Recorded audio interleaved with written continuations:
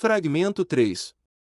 Seção 8, 26 de janeiro de 1981.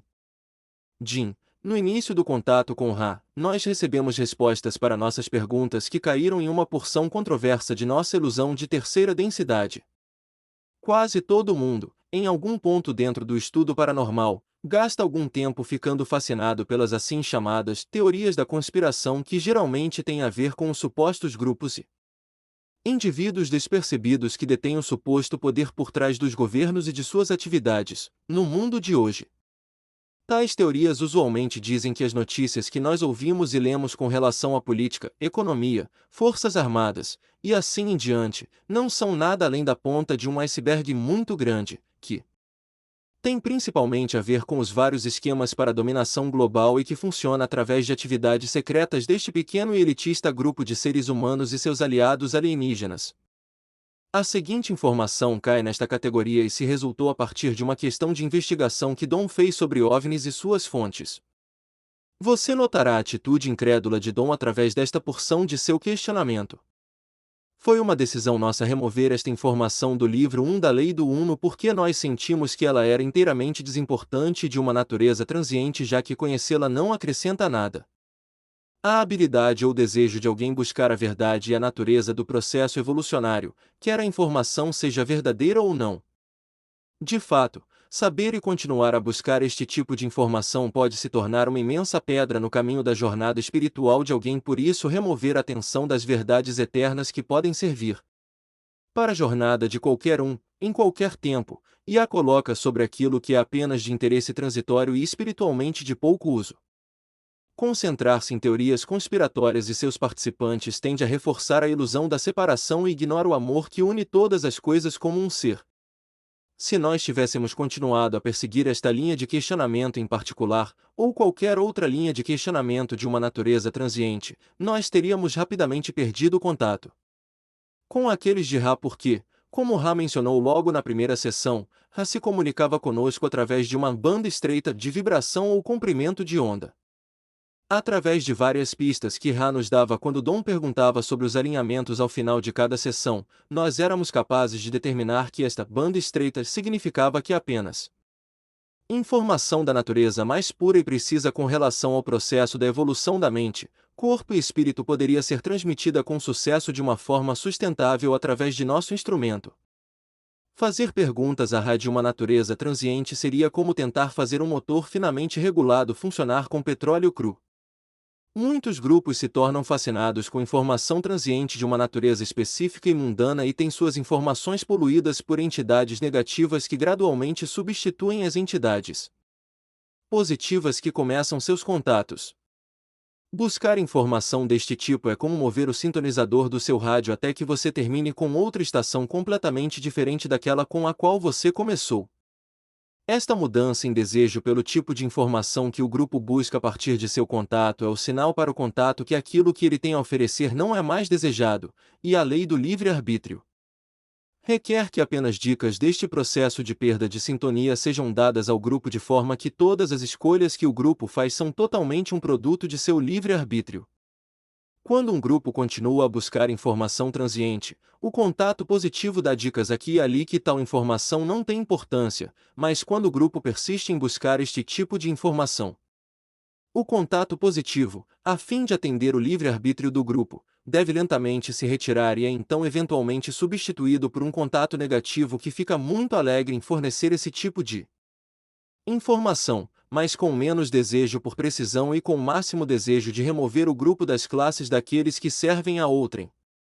Quando o grupo for desacreditado pela falsa informação, tais como datas de desastres futuros que são tornadas públicas pelo grupo e então não ocorrem, então as entidades negativas tiveram sucesso na remoção do poder da luz do grupo e a coletaram para si. Nós ainda sentimos que esta informação é totalmente desimportante, e a única razão de nós incluirmos agora é mostrar como é fácil para um grupo sair dos trilhos, digamos, e perder o foco de desejo por aquilo que é importante e aquilo com o que o grupo iniciou, o desejo de servir a outrem através da coleta de informação que possa auxiliar na evolução da mente, corpo e espírito. Em 10.000 anos a partir de agora não importará nem um pouco quem fez o que a quem, neste minúsculo ponto de poeira rodopiante. Tudo o que importará é que amor poderá ser encontrado em qualquer momento, em todas as pessoas e partículas da una criação, ou em qualquer ilusão a partir dela. Esperançosamente, informação ganha através de qualquer esforço, tal como o contato com o Ra, ajudará algumas outras entidades de terceira densidade a descobrirem mais daquela verdade e se moverem um passo a mais em suas jornadas evolucionárias para o Uno Criador. Carla, tudo o que eu posso acrescentar a isto é um apelo a todas as fontes oficiais. Nós não sabemos nada, nós não estamos nessa de conspirações, e por favor não grampeiem nossos telefones. De novo. Quando Dom e eu nos juntamos a Andrija Pujaris para uma ligação mental em 1977, nós chamamos a atenção de alguma agência, que causou distúrbio em nosso sistema telefônico. E como é completamente inútil escutar nossas conversas.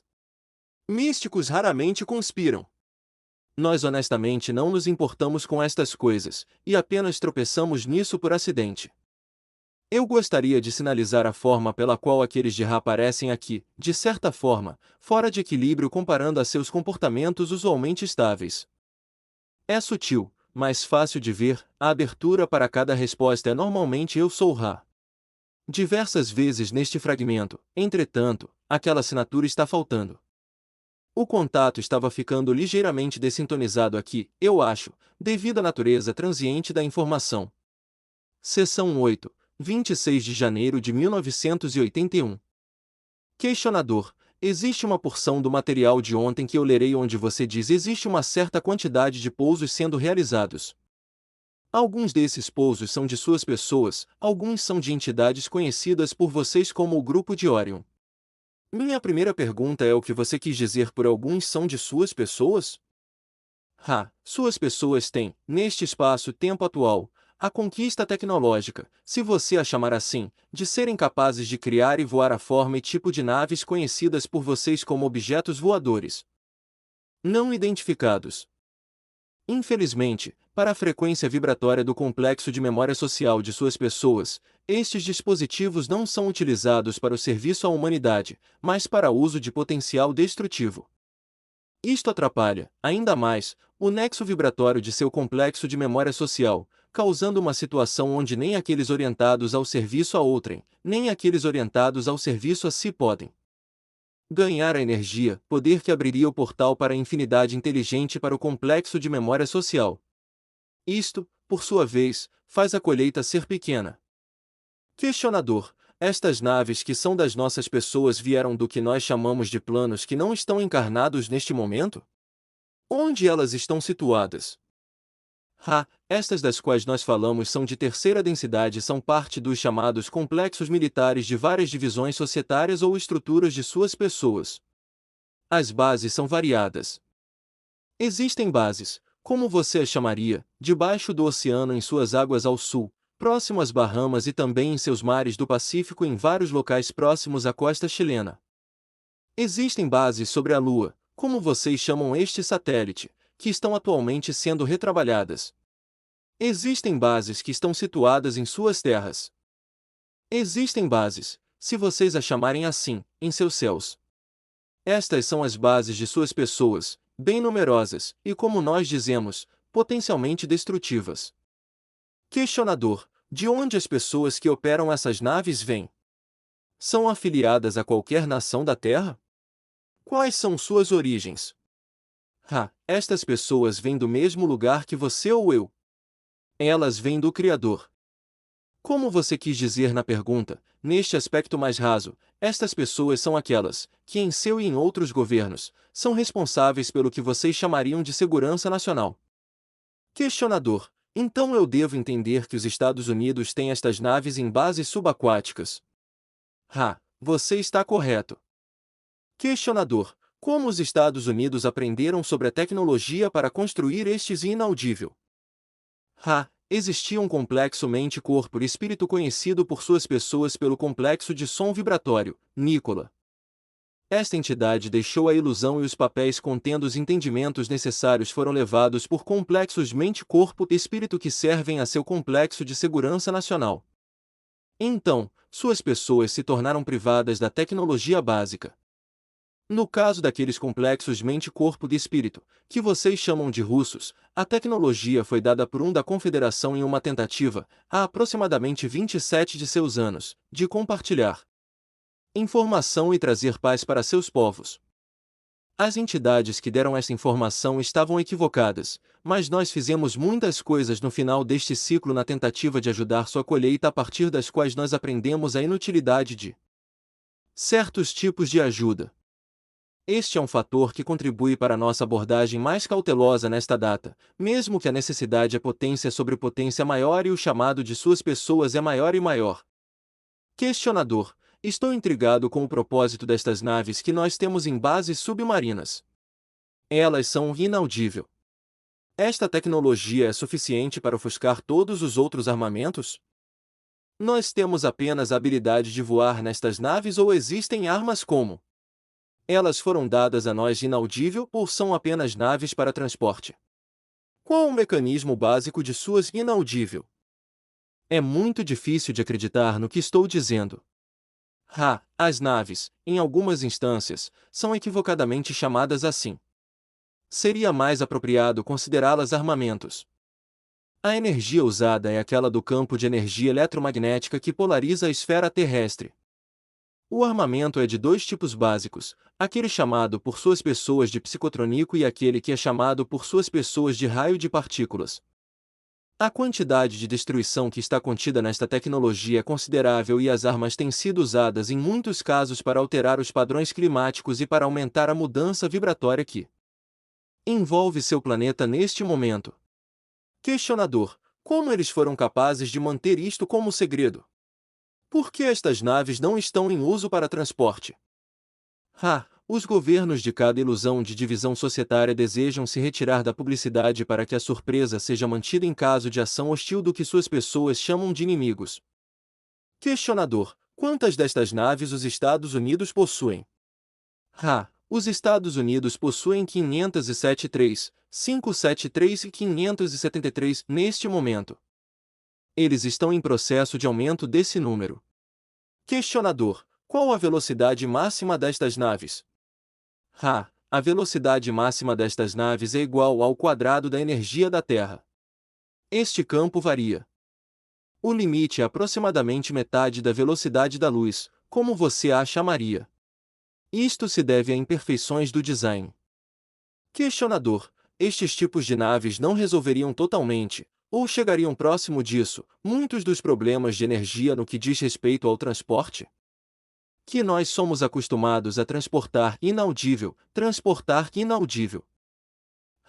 A tecnologia, que suas pessoas possuem neste momento, é capaz de resolver cada uma das limitações que infestam seu complexo de memória social no presente nexo de experiência.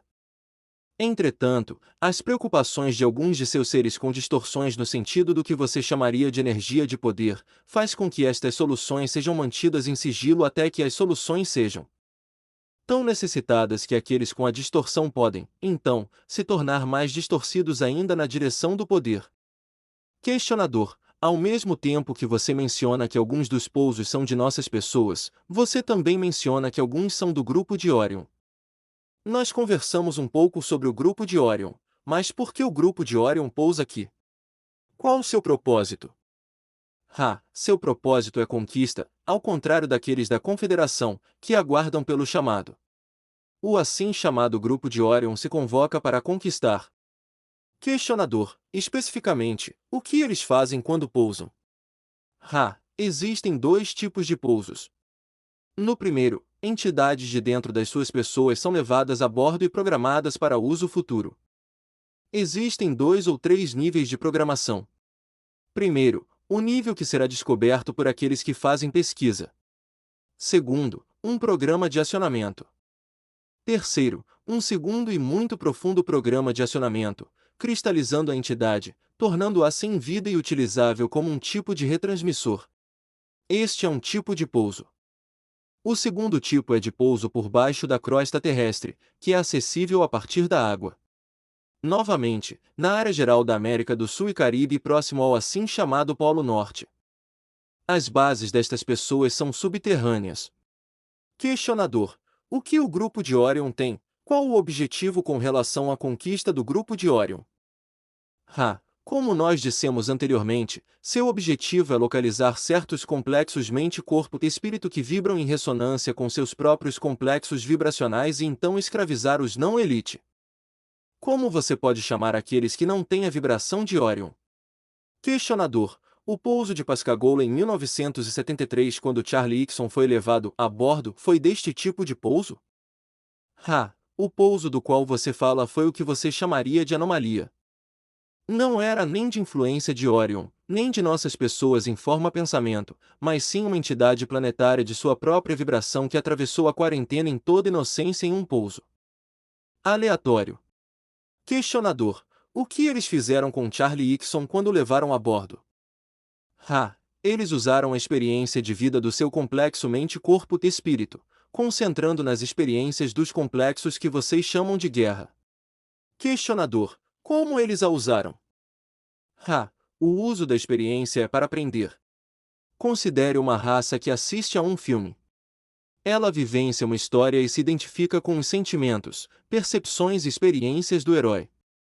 Questionador. Charlie Hickson é originário do mesmo complexo de memória social que aqueles que o pegaram?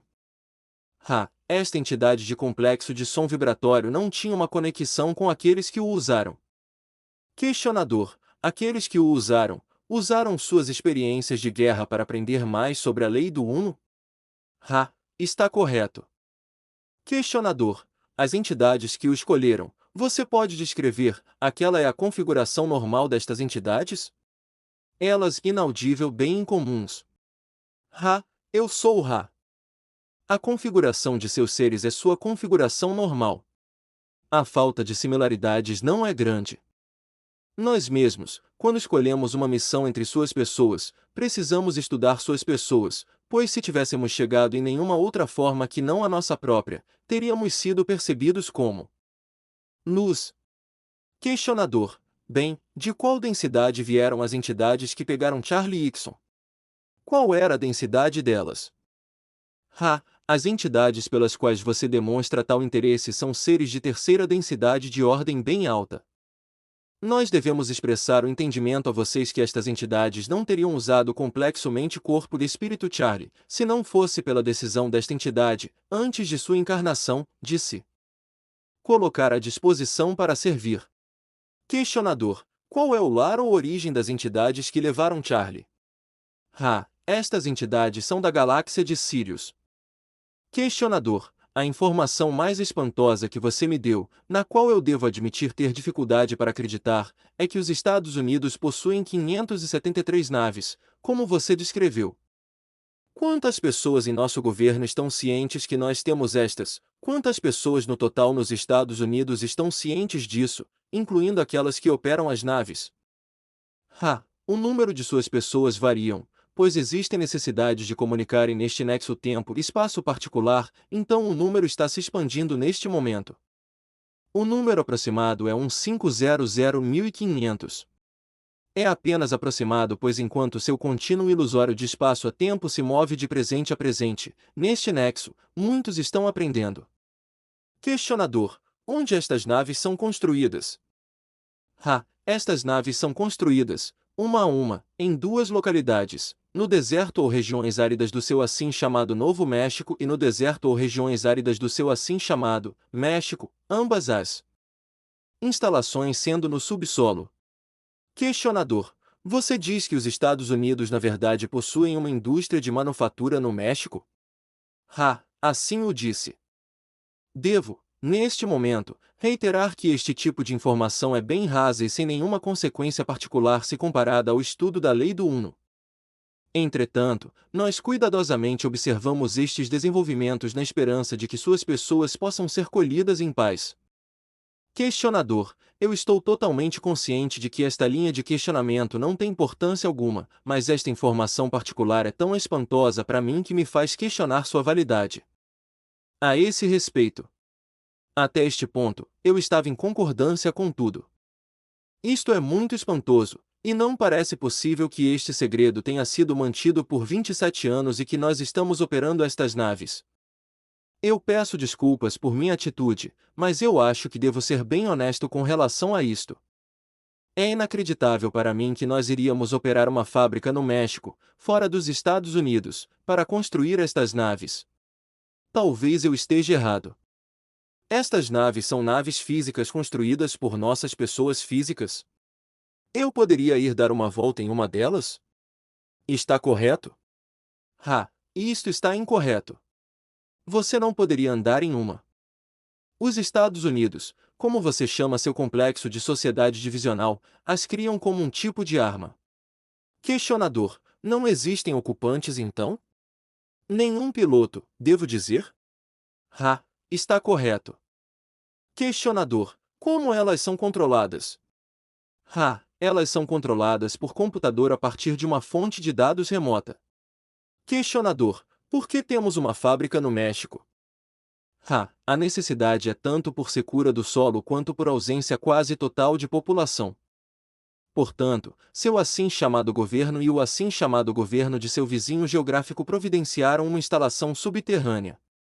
Os oficiais do governo que concordaram não sabiam do uso ao qual sua terra seria submetida, pois pensavam que uma instalação de pesquisa governamental para uso no que vocês chamariam de guerra bacteriológica. Questionador: é este o tipo de nave na qual Dan Fry foi transportado? Aquele conhecido como Daniel foi, em forma pensamento, transportado pela Confederação em uma ilusão veicular de forma pensamento, de forma a fornecer a seu complexo mente-corpo-espírito dados. Para que pudéssemos ver como este tipo de contato ajudaria suas pessoas no descobrimento da infinidade inteligente por trás da ilusão dos limites. Questionador: seria possível para qualquer um de nós ter um contato mais direto com a Confederação? Ao observarmos as distorções daqueles que foram submetidos a esta sequência experimental, nós decidimos por gradualmente nos retirar, devo dizer, do contato direto em forma pensamento. A distorção menor parece estar disponível em comunicação mente a mente. Portanto, o pedido de ser trazido a bordo não é um que nos importamos em atender.